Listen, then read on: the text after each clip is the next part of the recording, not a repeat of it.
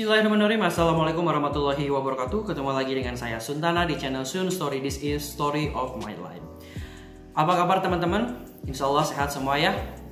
Alhamdulillah UAS Take Home Exam masa registrasi 2022 di Universitas Terbuka di seluruh Indonesia dan luar negeri sudah dilaksanakan dengan berbagai macam problematika, baik itu dari sistem UT-nya atau dari keadaan mahasiswa UT-nya. Akhirnya telah dilaksanakan dengan mayoritasnya itu dilaksanakan secara lancar, aman, dan tentram gitu kan ya. Nah, Suntana sebelumnya sudah ada postingan mengenai Q&A ataupun kesan dan pesan kalian mengenai take home exam. Silahkan komentar ataupun apabila teman-teman belum melihat postingan tersebut, silahkan kalian utarakan mengenai kesan dan pesan take home exam Universitas Terbuka masa registrasi 2020.2 ini. Silahkan utarakan, mau curhat lah, mau apalah, bebas ya. Apabila ada pertanyaan-pertanyaan pun terkait THE kemarin, silakan bisa diutarakan langsung aja di komen ya. Nanti insya Allah besok libur ya. Insya Allah besok Suntana akan menyampaikan apa yang kalian posting di komentar Suntana itu ya. Oke, baik. Pada video kali ini Suntana akan menjawab suatu request ya dari salah satu yang udah merequest suatu materi, katanya tolong Kak dipaparkan mengenai hal ini. Nah, terima kasih juga yang sudah merequest. Nah, bagi teman-teman yang kalian juga barangkali mau request suatu permasalahan, suatu materi mengenai ke-UT-an ataupun di luar ke-UT-an, selama Suntana bisa menyampaikannya, insya Allah Suntana bantu sampaikan ya. Nah, ini menjawab requestan atas nama siapa ya, Suntana lupa, mohon maaf. Vina ya kalau nggak salah, Vina. Dia merequest, Kak tolong dijelaskan langkah-langkah khususnya untuk maba gitu kan ya. Kalau untuk mahasiswa lama biasanya udah paham gitu. Tolong dijelaskan langkah-langkah apa yang harus dilakukan setelah kita melaksanakan UAS Take Home Exam ini. Baik. Langkah yang pertama harus kalian lakukan adalah tentu saja silahkan kalian tarik nafas dalam-dalam. Bilang alhamdulillahirobbilalamin. Akhirnya UASnya sudah dilaksanakan gitu kan ya, tenang. Meskipun ada permasalahan-permasalahan yang kalian hadapi, mungkin akhirnya UAS itu telah sampai kepada titik tujuan akhir gitu kan, artinya sudah beres lah. Silakan kalian tarik nafas dalam-dalam dulu teman-teman ya. Ya, ngarehap kalau bahasa orang Sunda mah bilang ya. Jadi silakan kalian tarik nafas. Setelah tenang, kalian tenangkan pikiran, kalian kondisikan mental, fisik kalian dalam kondisi yang sangat luar biasa tenang ya. Maka selanjutnya Suntana akan menjelaskan langkah-langkah apa yang harus kalian lakukan setelah melaksanakan take home exam ini.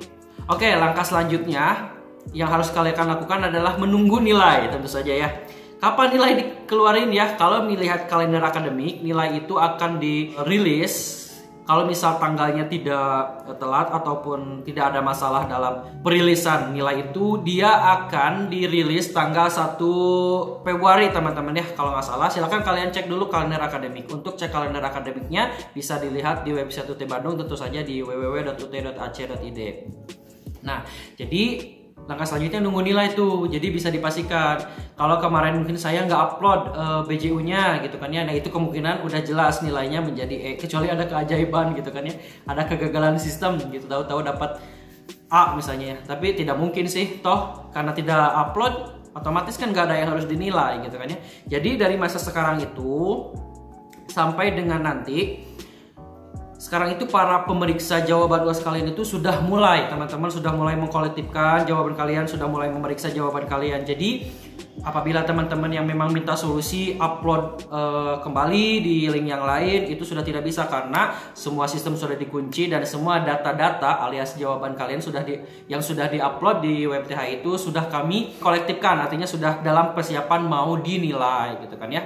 Nah, setelah menunggu nilai, langkah selanjutnya yang harus kalian lakukan ya, khususnya untuk mahasiswa baru itu melakukan registrasi mata kuliah kembali untuk semester selanjutnya. Artinya kalau masih semester 1 tentu untuk registrasi mata kuliah semester 2. Nah, bagi teman-teman yang SIPAS itu sebenarnya kalian tinggal memasukkan nomor induk mahasiswanya saja. Artinya untuk mata kuliahnya kalian sudah tidak perlu memikirkannya lagi. Tetapi kalian wajib cross check nanti saat registrasi mata kuliah kalian yang muncul itu ya dicocokkan dengan katalog kurikulum. Bisa di-download di web UT ataupun bagi kalian yang udah dapat katalog silahkan dicocokkan mata kuliah semester 2 antara yang kalian registrasikan dengan yang ada di tabel katalog kurikulum sesuai jurusan kalian di semester 2-nya. Karena ada kasus, ada beda teman-teman. Nah itu biasanya ada bug ya di sistemnya. Jadi silakan perhatikan kembali. Nah bagi teman-teman yang non-SIPAS, perhatikan juga untuk registrasi mata kuliahnya, cek dulu tuh.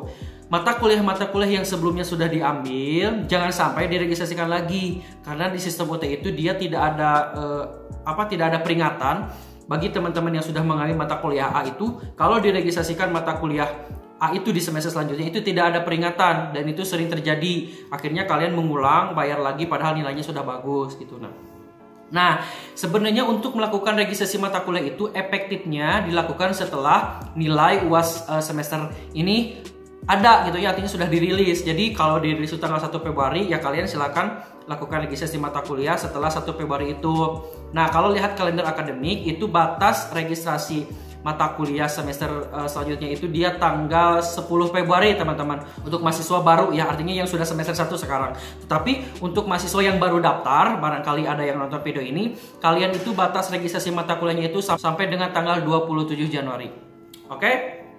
Nah gitu, jadi idealnya melakukan registrasi mata kuliah atau mendaftarkan mata kuliah kalian semester selanjutnya itu dilakukan setelah pengumuman nilai. Cuman karena biasanya mepet, bisa juga, cuman itu diperuntukkan untuk apa? Jadi biar ada gambaran aja. Nanti bagi teman-teman yang tidak pede dengan nilai ujian semester sebelumnya ataupun semester sekarang itu nilainya apakah A, B, C, D, jadi bisa diulanglah kesempatannya.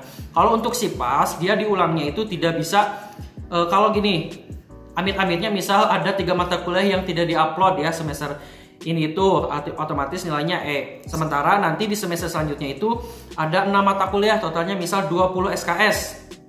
Nah, berarti kalian hanya bisa menyisipkan 1 mata kuliah aja yang E tersebut di semester selanjutnya. Artinya bisa diulang hanya 1 mata kuliah, itu pun 3 SKS atau 4 SKS. Karena perlu teman-teman ketahui bahwa batas pengambilan SKS itu per semesternya itu 24 SKS. Nah, kalau untuk non-SIPAS dia keleluasannya bebas. Mau diulang lagi itu semuanya, misalnya kalau amit-amitnya dia ada nilai yang E berdasarkan kemarin UASnya tidak diupload, nah itu bisa langsung aja diikut sertakan, paling ditambahin mata kuliah semester selanjutnya.